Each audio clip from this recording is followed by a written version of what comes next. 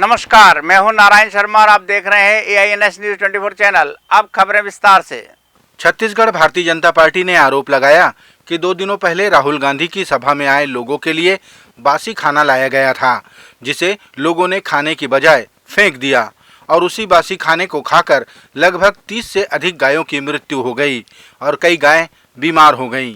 उन मृत गायों की मौत का जिम्मेदार कांग्रेस पार्टी व मुख्यमंत्री को बताते हुए प्रदेश अध्यक्ष भाजपा अरुण साव ने कार्रवाई की मांग की। छत्तीसगढ़ के मुख्यमंत्री भूपेश बघेल ने कहा कि भारतीय जनता पार्टी के आरोपों का जवाब देने की हमें जरूरत नहीं, क्योंकि भाजपा के कांग्रेस पर लगाए गए आरोपों पर उनके ही कार्यकर्ताओं को विश्वास नहीं है।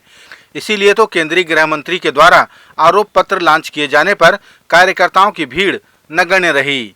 मुख्यमंत्री ने कहा कि एक दिन पूर्व आकर भी गृह मंत्री कार्यकर्ताओं का भरोसा नहीं जीत पाए, है ना, और इनको विश्वास है ही नहीं खुद पे, तो इस कारण से जब उनके कार्यकर्ता विश्वास नहीं कर रहे हैं, जनता तो विश्वास करती ही नहीं है। वही तो कहा ना, उतने कार्यकर्ता नहीं जुटे। गृह मंत्री एक रात भर एक दिन पहले आ गए हैं, तब वो जुट नहीं पाए कार्यकर्ता। वही तो मैं कह रहा हूँ, कार्यकर्ताओं को ही विश्वास नहीं भारतीय जनता पार्टी, तो हमको जवाब देने की जरूरत नहीं।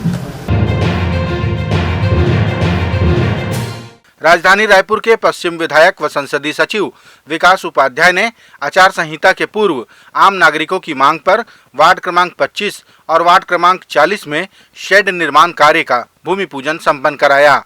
इस शेड के बन जाने से आसपास के लोगों को गर्मी और बरसात में काफी मदद मिलेगी। प्राप्त जानकारी के अनुसार विधायक ने इस भूमि पूजन कार्यक्रम को स्थानीय लोगों के हाथों से संपन्न कराया और जल्द ही पूर्ण कराए जाने का आश्वासन भी दिया। कांग्रेस और उसके गठबंधन की पार्टियों के सदस्यों द्वारा सनातन धर्म को लेकर दिए जा रहे बयानों और आए दिन गायों की मौतों को लेकर भाजपा अब कड़ा रुख अख्तियार करने के मूड में है। छत्तीसगढ़ भारतीय जनता पार्टी के अध्यक्ष अरुण साव ने 2 टूक कहा कि ऐसे कृत्यों को जनता कभी माफ नहीं करेगी। साव ने गायों की मौत के लिए राज्य की कांग्रेस सरकार व मुख्यमंत्री को दोषी बताया।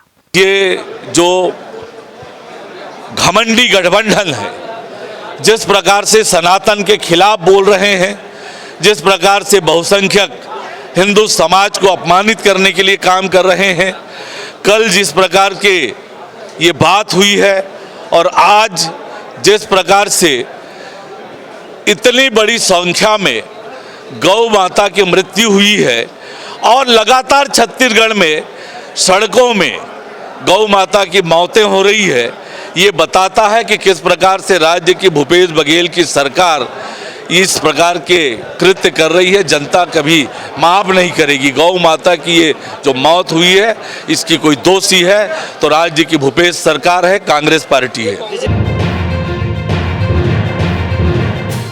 तमिलनाडु के उदयनिधि स्टालिन ने सनातन को खत्म किए जाने का बयान दिया।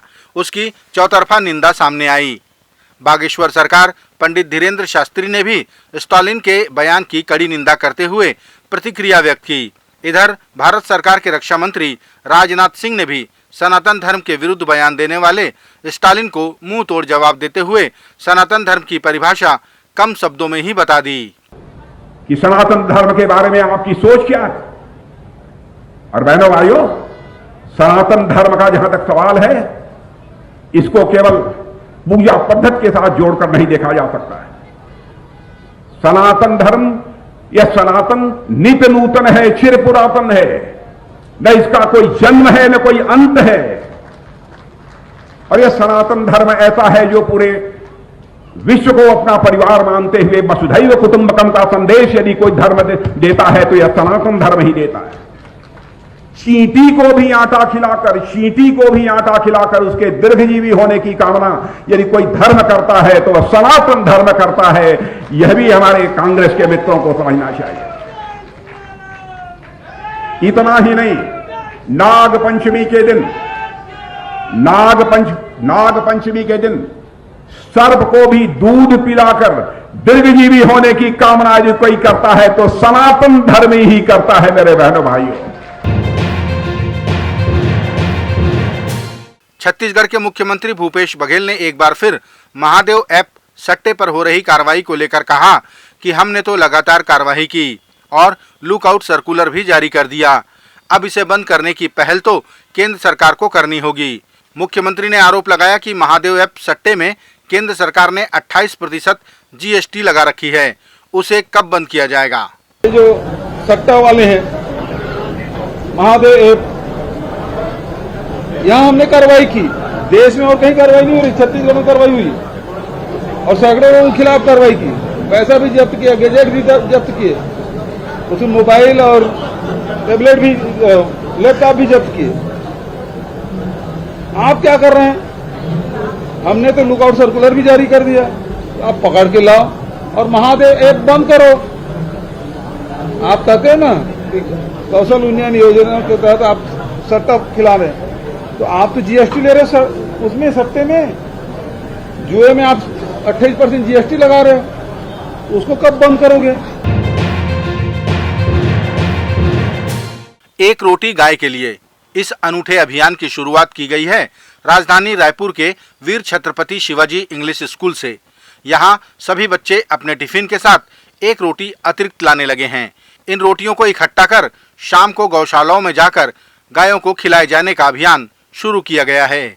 स्कूल के मुकेश शाह ने बताया कि वैसे भी हमारे घरों में एक रोटी गाय के लिए निकाली ही जाती है, लेकिन काम के दबाव में कभी कभी वो रोटी गाय को खिला नहीं पाते, इसलिए स्कूल से इस अभियान की शुरुआत की गई है ताकि बच्चों में भी सेवा और जीव दया का भाव पनप सके।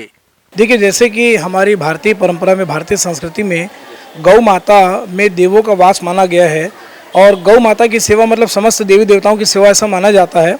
हमारे यहाँ प्रत्येक घरों में एक रोटी गाय के लिए बनती ज़रूर है, लेकिन कई बार वो रोटी हम लोग उस दिन नहीं खिला पाते हैं, गौ माता नहीं मिलती हैं, तो हमने अपने बच्चों के अंदर में सेवा भाव, जीव दया और जीव सेवा की भावना और साथ में उनके अंदर में संवेदना, करुणा का भाव विकसित हो और देने की खुशी का महत्व वो समझें, इस भाव से हमने अपने स्कूल में एक रोटी गाय के लिए अभियान आज से हम शुरू करने जा रहे हैं। इसके अंतर्गत बच्चे प्रतिदिन घर से एक रोटी गाय के लेकर आएंगे और उन पूरी रोटियों को हम एकत्र करके शाम के गौशाला में और जो घुमंतु गौवंश है हमको खिलाएंगे। ये थे आज के प्रमुख समाचार। आप देख रहे थे हमारा लोकप्रिय यूट्यूब चैनल AINS न्यूज़ 24। अब हमें इजाज़त दीजिए। कल तक रोजाना की ताज़ा खबरों के लिए आप देखते रहिए हमारा लोकप्रिय यूट्यूब चैनल। हमारे यूट्यूब चैनल को लाइक, सब्सक्राइब और बेल आइकन का बटन दबाना ना भूलें। नमस्कार।